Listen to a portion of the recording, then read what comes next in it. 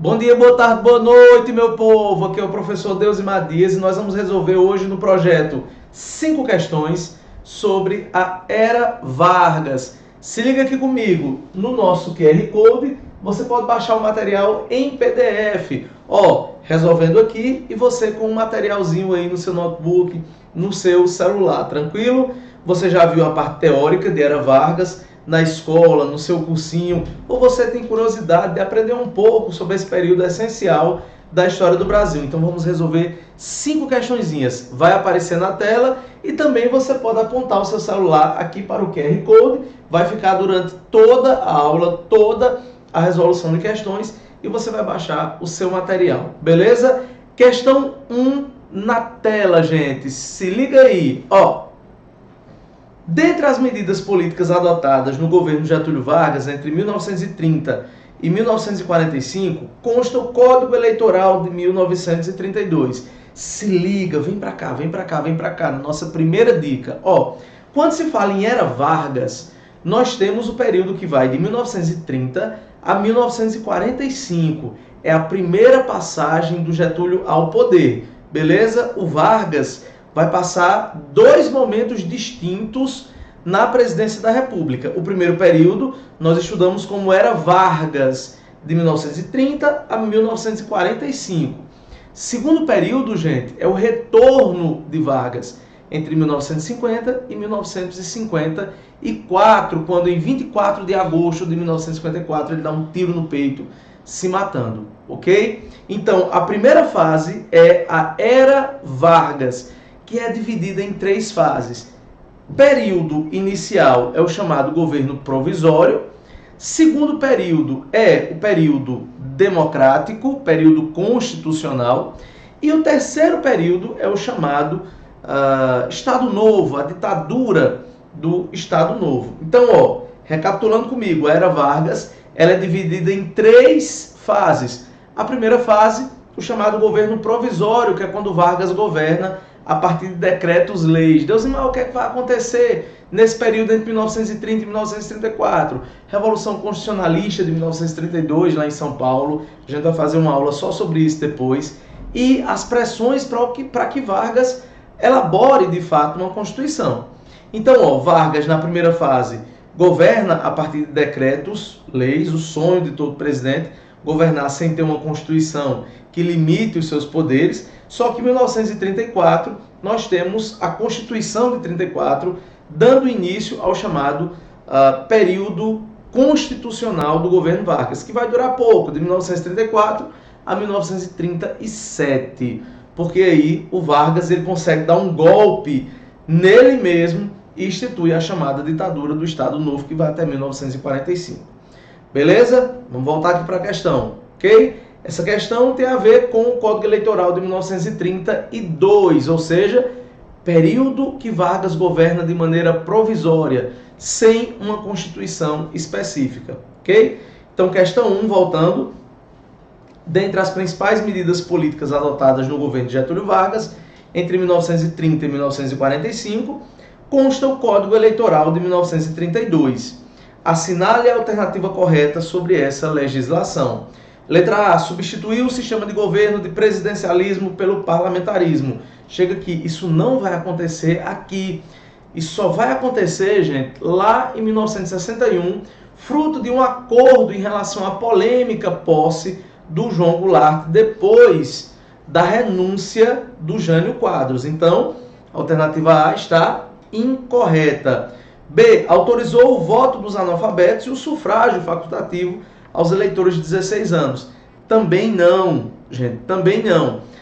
Os analfabetos, eles só garantem de fato o direito ao voto a partir de 1988, com a chamada Constituição Cidadã, ok? Então, Deusimar, quer dizer que o analfabeto hoje pode votar? Pode, ele pode votar, porém não pode ser votado. Ele não pode ser eleito para um cargo eletivo, tá bom? Então, alternativa B está incorreta. Alternativa C, estendeu o direito de voto às mulheres e estabeleceu o voto secreto. 2 questões que já caiu muito no Enem, gente. Marque aí, alternativa correta, letra C, ok? Essas 2 questões já caíram muito no Exame Nacional do Ensino Médio. Se liga aí, 2 pontos. Pela primeira vez nós temos o direito das mulheres em votar e a questão 2, o voto secreto. Por que esses 2 pontos vão ser tão importantes relacionados ao governo Vargas? Por quê, gente? Isso tem uma pegadinha que você precisa se ligar naquilo que a questão está pedindo. Vem uma dica aí que é para você nunca mais errar nenhuma questão relacionada a isso. Se a alternativa, gente, da questão, né, se porventura cair no Enem uma questão sobre isso, percebam o seguinte: qual vai ser a primeira Constituição que de fato vai autorizar o voto, vai garantir o voto feminino? É a Constituição de 1934. Porém, o Código Eleitoral de 1932 já autorizava que as mulheres pudessem votar. Então você vai ter que ver o que a questão está pedindo. Então, se a questão pedir para que você indique em qual contexto e em qual Constituição a mulher teve direito ao voto, você vai marcar a Constituição de 1934. Lembrando que nós estamos falando da Constituição, da lei maior. Um pouco antes, como não tinha Constituição vigente no Brasil, então o Código Eleitoral de 1932 já garantia isso, ok? Segundo ponto, em relação à alternativa C, e por que é que ela está correta? Vargas garante a necessidade do chamado voto secreto. Antes de Vargas, no chamado período oligárquico, nós tínhamos o voto aberto. E esse voto aberto favorecia as fraudes eleitorais. Então, é a partir daí que nós temos o voto secreto, né? Hoje, a gente faz questão de divulgar o voto, né? Apesar da Constituição garantir que o voto seja secreto. Então, questão 1, marque aí, alternativa C, beleza? Ok? Vamos lá, D e E. Vamos analisar e descartar por que essas 2 alternativas estão incorretas. D. Aboliu o voto censitário, mas manteve restrito aos homens maiores de 21 anos. O voto censitário já tinha sido abolido na Constituição de 1891, a primeira Constituição republicana. O que é o voto censitário, gente? O voto censitário é aquele voto que você, para poder exercer o direito ao voto, é exigido de você algum tipo de renda ou algum tipo de contrapartida financeira. Então, seja através de uma determinada quantidade de terras, seja através de um salário fixo, de uma renda mensal. Hoje o voto não é censitário. Bom, o voto censitário acabou no Brasil a partir da Constituição de 1891. Então, alternativa D, fora. Alternativa E, extinguiu os partidos políticos existentes até aquele momento e estabeleceu o bipartidarismo. Não, o bipartidarismo ele só vai ser estabelecido durante a ditadura militar no Brasil no final da década de 90. Então, questão 1, fechando aí, gabaritando, letra C, ok? Beleza? Ok, gente? Vamos lá, questão 2. Nós estamos resolvendo questões relacionadas à chamada Era Vargas, ok? Questão 2 na tela. Lembrando, gente, baixa o material em PDF. É só apontar seu celular aqui para o QR Code e você já vai baixar o seu material em PDF e vai estar resolvendo as questões com a gente, tá bom? Então vamos lá, questão 2. O período conhecido como Estado Novo, de 1937 a 1945, foi uma das fases em que Getúlio Vargas exerceu o poder executivo no Brasil.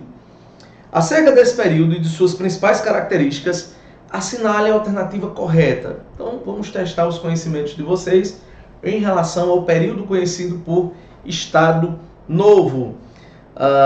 Letra A. Acerca desse período e de suas principais características, assinale a alternativa correta. Letra A. Revolução Constitucionalista iniciada em São Paulo. Essa questão está incorreta, gente, porque a Revolução Constitucionalista vai ser em outro contexto, não vai ser durante o Estado Novo, vai ser durante o governo provisório, porque ela vai acontecer em 1932. Esse movimento, apesar de ter sido derrotado, o movimento paulista, conhecido como Revolução Constitucionalista de 1932, apesar de ter sido derrotado, houve uma vitória moral aí. Que vitória moral é essa? porque o Vargas ele foi obrigado a convocar uma Assembleia Nacional Constituinte e elaborar a Constituição de 1934. Então, a Revolução Constitucionalista de 1932 vai ser um movimento que, apesar de derrotado, vai ter uma relativa vitória moral, porque vai obrigar o Vargas a dar prosseguimento aos trabalhos constitucionais. Mas ela não vai acontecer durante a ditadura do Estado Novo. B. Características do Estado Novo. Censura aos meios de comunicação e atividades culturais, a cargo principalmente do DIP, Departamento de Imprensa e Propaganda. Já caiu questão sobre isso, viu, gente? Vamos lá, o Departamento de Imprensa e Propaganda servia basicamente para duas coisas. Censurar os meios de comunicação, ou seja, impedir que notícias negativas contra o governo Vargas chegassem até a população e fazer propaganda favorável ao governo. Uma das consequências do Departamento de Imprensa e Propaganda existe até hoje. Às 7 horas da noite, se você sintonizar qualquer emissora de rádio no Brasil, vai estar lá a Voz do Brasil, que são as notícias do Poder Executivo, do Poder Legislativo e do Poder Judiciário. Isso foi criado, gente, na época do Vargas, pelo Departamento de Imprensa e Propaganda. Na época, não era a Voz do Brasil como é hoje. Na época era a Hora do Brasil, tá bom? Então, até hoje, existe resquícios do Departamento de Imprensa e Propaganda. Então, a questão 2, letra B, né? Marca aí, gente, questão 2, letra B, tá bom? Por que a alternativa C e a alternativa D estão incorretas? Vamos lá. C, tentativa da Aliança Nacional Libertadora de promover um levante armado, sendo desarticulada e derrotada pelas forças do governo. O episódio ficou conhecido como Intentona Comunista. Isso aí foi durante o período democrático, em 1935. Tá bom? É um movimento que vai acontecer lá em Natal, Recife, Rio de Janeiro, mas é um movimento que vai acontecer em 1935, ou seja, não vai acontecer durante o Estado Novo, tá bom? Por isso que está incorreto. D. Criação da Petrobras e o atentado contra o Carlos Lacerda, o chamado famoso atentado à Rua Toneleiros, também não vai acontecer durante o Estado Novo. A Petrobras ela vai ser criada só em 1953 e o atentado contra o jornalista Carlos Lacerda, que vai ser um dos pontos complicados que vai gerar o suicídio de Getúlio, vai acontecer em 1954, ou seja, durante o retorno do Vargas ao poder, à presidência da República. Então, não vai estar dentro do Estado Novo, como é aquilo que o enunciado da questão 2 pedia para a gente. Então, questão 2, gabaritando, gente, questão 2, alternativa B, ok? Vamos lá? Próxima questão na tela, questão 3, você que está chegando agora, QR Code aqui, gente, baixa o material em PDF. É só apontar o celular que já vem o material em PDF para que você possa acompanhar essa aula, tá bom? Um beijo, um abraço bem grande para você que é meu aluno e um beijo, um abraço bem grande para você que não é meu aluno, está acompanhando aqui pelo nosso canal do YouTube, beleza? Questão 3, vamos lá, questão muito boa da gente resolver. Então, questão 3 na tela, se liga aí. A economia brasileira caracterizou-se até a década de 1930 por um modelo agroexportador, que vendia matérias-primas e gêneros tropicais e comprava grande parte dos produtos industrializados da Inglaterra, dos Estados Unidos, da Alemanha e de outros países europeus. Tal cenário, fortemente ligado ao setor primário, sofreu profundas alterações a partir da década de 1930. Com base no exposto, assinale a alternativa que apresenta as referidas alterações citadas no período histórico. Então, quais são as grandes transformações econômicas que vão acontecer nesse período com a chegada do Getúlio Vargas ao poder? Então, vamos lá, letra A. Por meio de uma deliberada intervenção econômica, o Estado brasileiro restringiu a importação de bens de consumo não duráveis, alimentos e bebidas, e estimulou a importação de bens de produção, máquinas e equipamentos, e bens de consumo duráveis, automóveis e caminhões. A alternativa A, gente, está incorreta, porque o Brasil não tinha ainda essa tática econômica vinculada ao nacional-desenvolvimentismo. Então, nesse primeiro momento, o Vargas ele vai conduzir uma transição entre a agroprodução, ele vai conduzir uma transição entre um Brasil que era rural, baseado nas oligarquias, para um processo de desenvolvimento urbano, tentando colocar um processo de desenvolvimento industrial bem mais forte. Então, a alternativa A gente descarta, porque não tinha aí, no início da década de 30, um processo tão forte ainda de substituição desse processo, como a alternativa A sugere. Lembrando que é o Vargas que vai conduzir essa transição.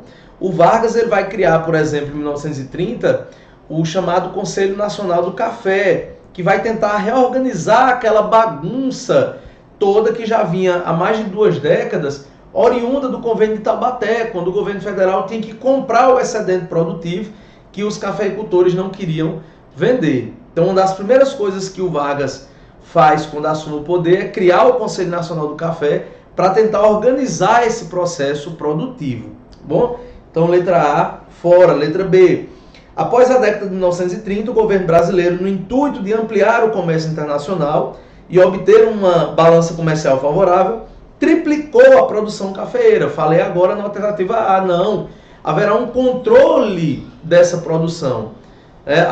Através do Conselho Nacional do Café, Vargas vai tentar estabelecer um controle nessa produção do café para que o governo ele não seja mais obrigado a estar arcando com os custos desse excedente produtivo.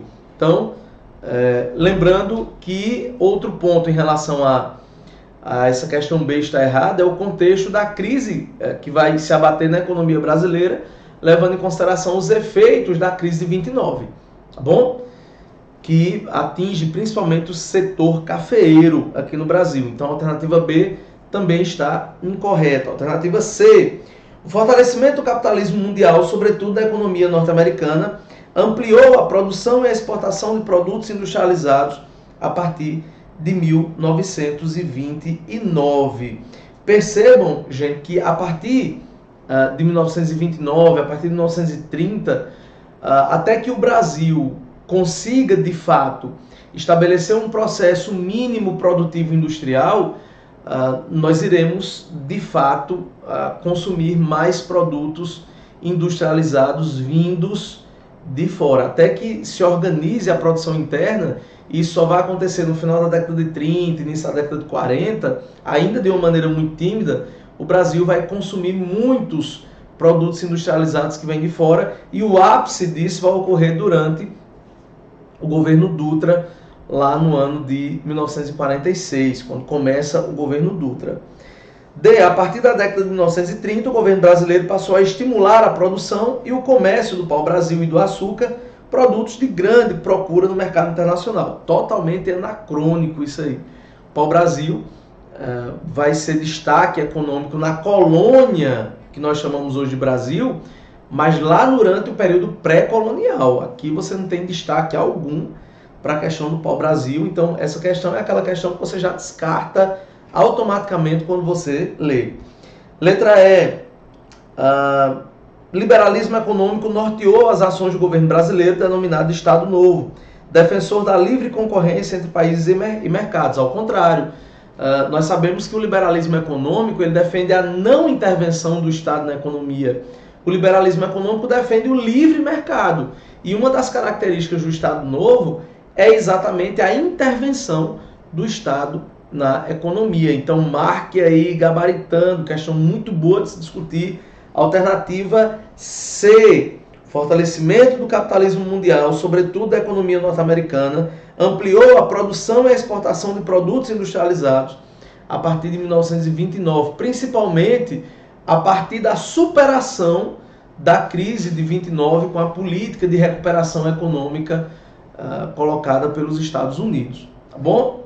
Chamada de New Deal, né, que vai ser toda aquela intervenção econômica baseada na importância do papel do Estado, bancada pelo Keynes, conhecido como keynesianismo econômico, o New Deal, né, o novo acordo. Então, questão 3 Alternativa C, gabaritando aí.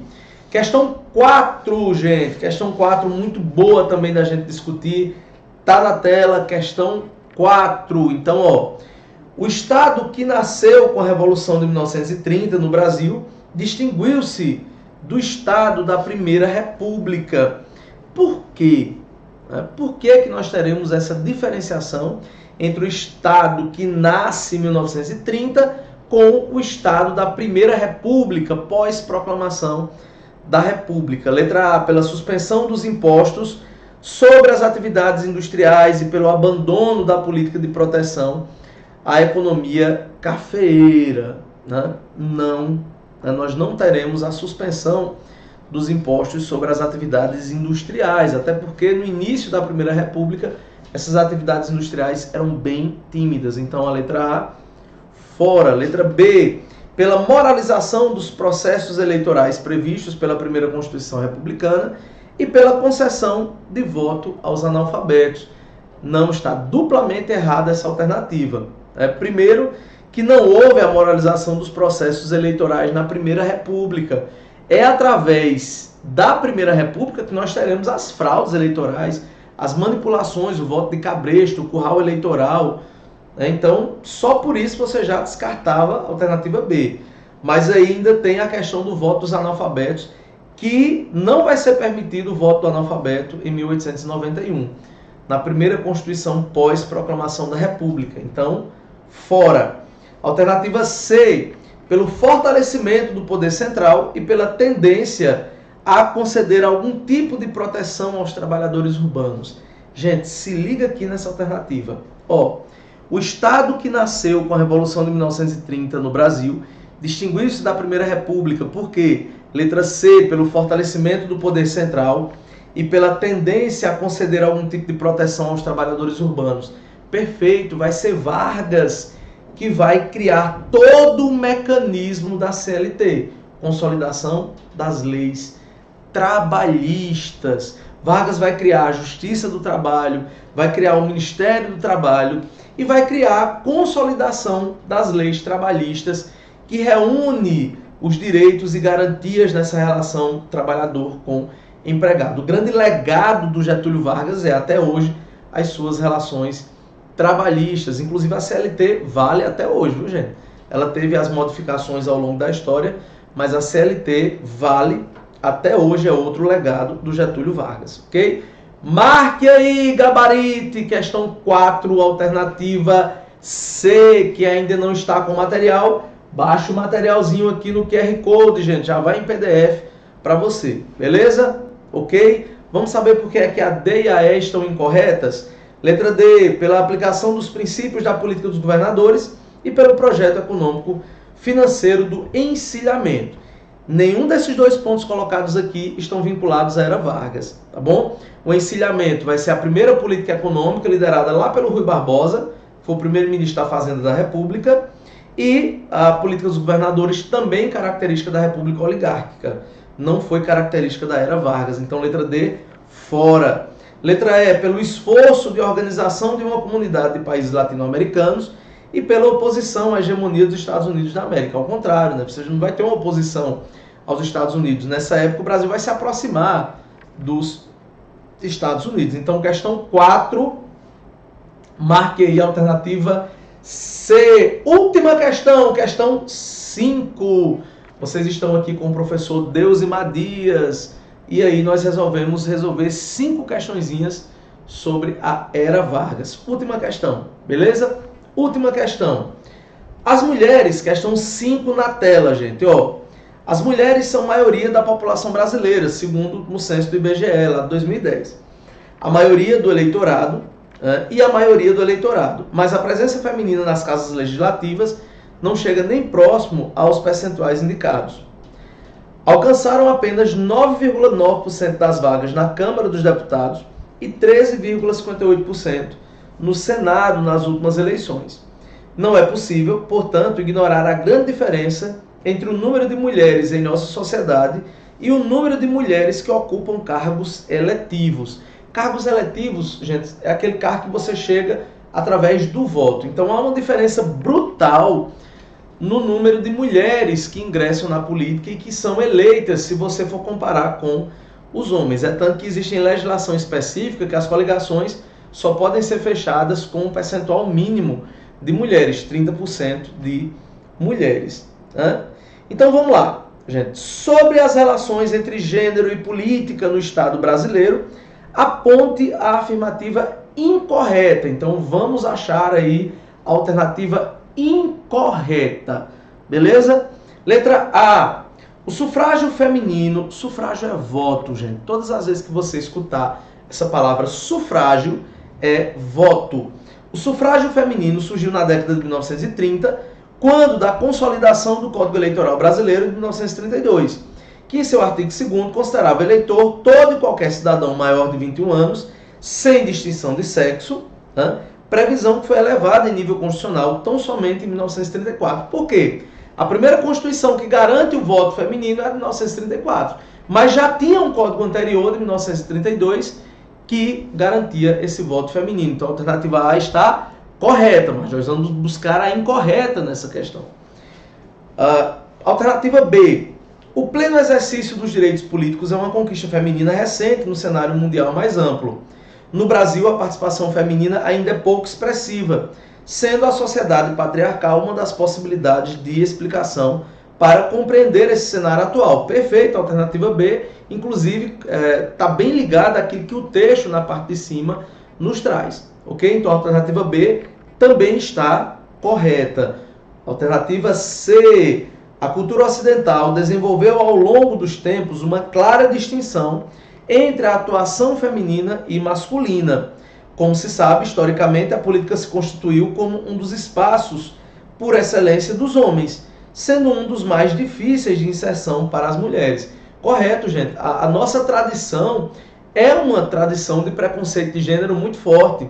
Não é meu lugar de fala, eu sou homem, e assim é muito complicado para um homem falar das dificuldades. Então, eu não quero aqui tomar a fala das mulheres nesse sentido, mas que de fato é muito difícil. Se você analisa qualquer época, qualquer período da história, você vai perceber que as mulheres vão passar muito mais dificuldade do que os homens. Nós crescemos dentro de uma sociedade totalmente patriarcal. Até o meados do século passado, era comum que os pais escolhessem os maridos das filhas a partir de acordos financeiros. Isso é um dos milhares de exemplos que nós podemos citar aqui relacionado à nossa construção histórica dessa sociedade patriarcal. Então, a alternativa C também está correta. D. A igualdade na participação política é uma premissa constitucional e democrática, importante para reconhecer ao maior número de cidadãos a possibilidade de participar das decisões políticas com igualdade de forças e real possibilidade de influenciar na formação da agenda e da tomada de decisões. Perfeito, correto. Se você tem 90% dos parlamentares, daquelas pessoas que propõem uma legislação, apenas 90% dessa produção legislativa ela é feita por homens, então isso não dá a cara de fato daquilo que é a sociedade. O próprio texto coloca que a maioria da população ela é feminina, a maioria das eleitoras são mulheres. Então é preciso que haja aí um equilíbrio mínimo entre a representação masculina e feminina. Então, D, correto também. Diante da realidade das desigualdades entre homens e mulheres na política, desde 1933 surgiram projetos de lei no Brasil discutindo a situação da representatividade feminina na política.